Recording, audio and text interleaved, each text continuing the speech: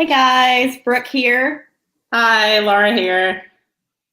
and we're here with Legal Talk Tuesdays. We're trying something a little bit different today. We are remoting in, so we're going to see how this works, but ask us questions like you do, and we'll try to answer them and play around with our new software, and hopefully we'll be able to bring you some good content remotely also. Exactly. We're kind of testing this out because we were supposed to have freezing rain this morning, and I live across the bridge, but we did not have the freezing rain, as you all know. So, but it's nice to test out new technology either way. Today we're going to continue our theme of children, and we're talking about child custody and visitation schedules. So specifically, we're going to talk about 5 things that you need to consider when you're looking to either set or maybe modify your custody agreement, your visitation schedule. A lot of people don't quite understand that there are different types of custody. Specifically, we're going to talk about physical custody and a lot of the things that we talk about today, but there's a different type of custody, and that's called legal custody. So what you'll see when you're talking to the judge and you're talking to attorneys is that when you're looking to have different kinds of roles with your children's lives, physical custody means that they're in your physical presence, that you have the care of them at that time because they are in your household.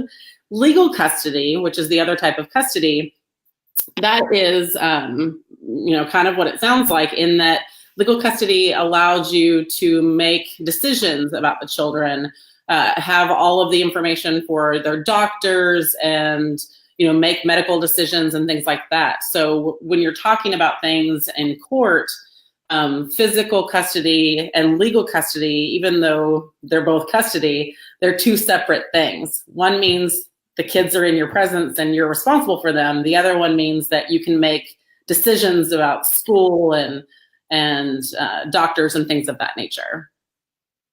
Right, and so there are different, those are the definitions of custody, but there are also different types of custody, different custody arrangements. The ones that we most are familiar with here in Arkansas are full custody, and that has kind of 2, you can have that set up 2 different ways. One, you can have full physical and also shared legal custody, like Laura discussed, or you can have full physical and full legal. But with that, almost always there is a component of visitation to the non-custodial parent. So that's the parent that does not have custody of the child. And that's set up a couple of different ways too. And also here in Arkansas, there is a presumption that both parents are fit. So at the outset, unless there's a compelling reason otherwise, you're going to go in on equal footing. That's how it's supposed to be here in Arkansas. And so you go from there and determine your custody arrangement. And so joint custody is another thing that you can do. By joint, I mean that you share as close to equal as possible physical custody, or you can have joint legal where you share in the decision-making responsibilities. Exactly. So we'll talk, now we're going to jump into the 5 things that you need to consider when you're setting your visitation schedule, your custody agreement, or if you're looking to modify things. And again, today we're going to come at this from a place of joint, kind of that both parents are fit and able to take care of the children. Obviously, this can be changed and modified if one of the parents is struggling with, an addiction or maybe bad decision making or whatever that might be. But so the 5 things that we're talking about can be applied to all types of situations, but we're going to kind of come at it more of a joint custody that both parents are fit to spend time with the kids. So number 1 out of our 5 things to consider, number 1 is that you want to make sure that the child is able to spend time with both parents. Whether or not you think that your husband is a jerk or your wife is crazy, they're still a parent and they're still necessary to the upbringing of your child. It's still very valuable to have that time with both parents, both biological parents. And so, you got to keep in mind, number 1 is that the child, whatever agreement that you're coming to or whatever visitation schedule, whatever it is that you're trying to set, that the child is able to spend sufficient time with each of the parents. Number two, you really have to think practically about how that works, because in Arkansas, like Brooke mentioned, the presumption is that both parents are fit and that joint custody is the right way to go. And the problem with joint custody is in Arkansas, the presumption is, and the automatic rule is kind of 1 week on, 1 week off with each parent. So you've got the child going back and forth to two different places, 1 week here, 1 week there, 1 week back, 1 week back again, that kind of thing. You have to think about how that works for your specific situation and for your child. So do you live in two different states? Do you live in two different school districts? Do you, is somebody's work schedule so that they work nights versus days? So think about your work schedules, your, ability to pick up and drop off the children, whether or not you'd have to have daycare and the other person wouldn't, that type of thing. Along with that distance. I, for example, am a child of divorced parents. When I was 7 years old, my parents got divorced and we lived in two different states. So, my parents were really good about figuring out, holidays and school vacations and things like that.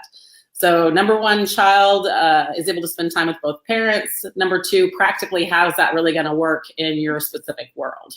Right, and kind of to add on to what Laura's saying, number three is consider your child's schedule. And when I say that, don't just consider, because this is going to be something that is long-term with you until your child is 18 or graduates high school. So you're going to want to try, not that you can't go back and modify it if it's necessary, but you want to try to minimize your time in court. You want to try to create a schedule that is going to be conducive and you can grow with it as much as possible. So as part of that, you're going to want to consider, your kid's schedule. If you're in a certain school district, as a toddler, it may not make much of a difference. But when your child gets into grade school, they're going to have certain hours that they go, and pick up and drop off may be a challenge. So you kind of have to anticipate some of those things. So maybe look at the district. If you intend on sending your child there, look at their schedule and kind of plan a little bit ahead.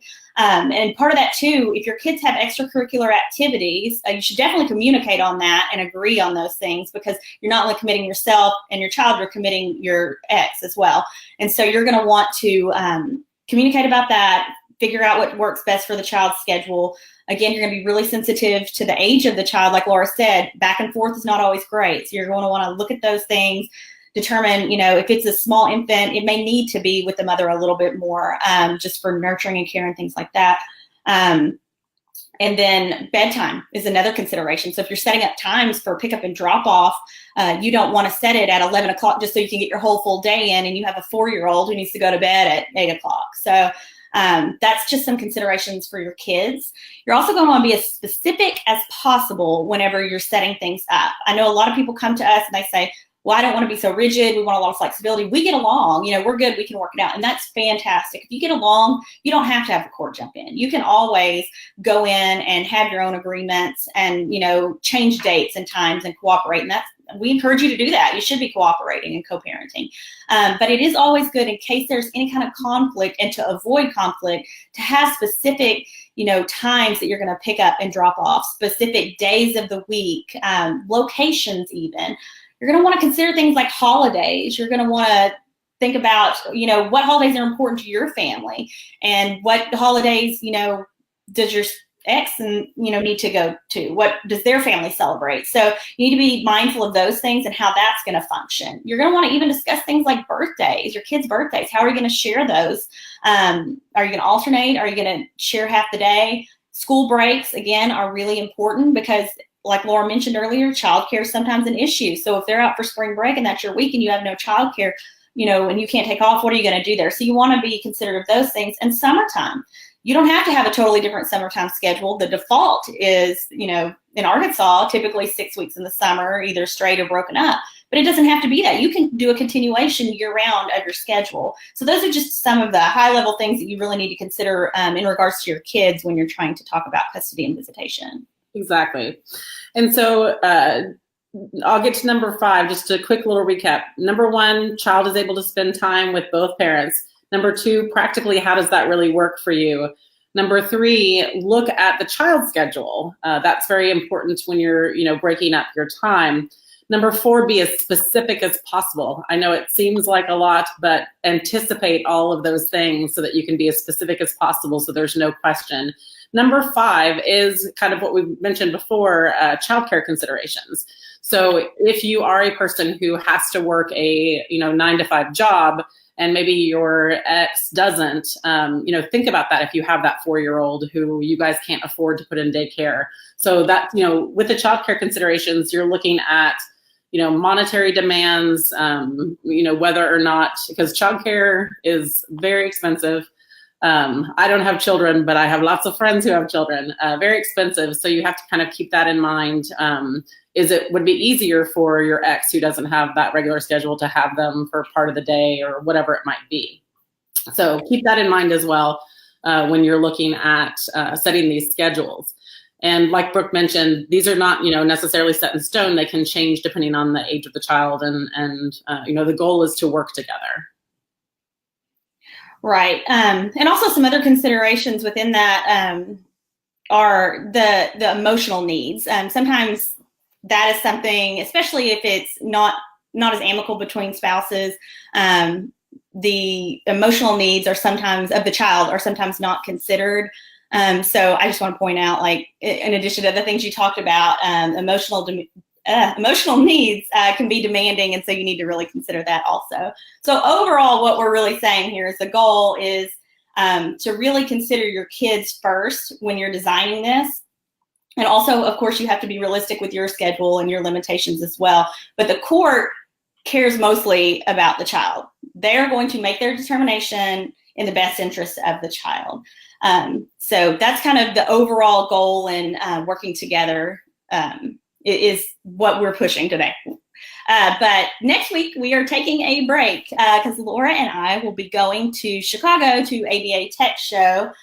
So you can follow us here or on Instagram at MyVirtual.Lawyer to see some of our adventures. We're going to play with some cool new legal tech that hopefully will make your legal experience with us better. So stay tuned here, and we'll be posting those things. We'll be back again on March the 5th at 11:30, and we're going to be talking about common child support myths. So we hope to see you then, and thanks for tuning in today. Have a great week.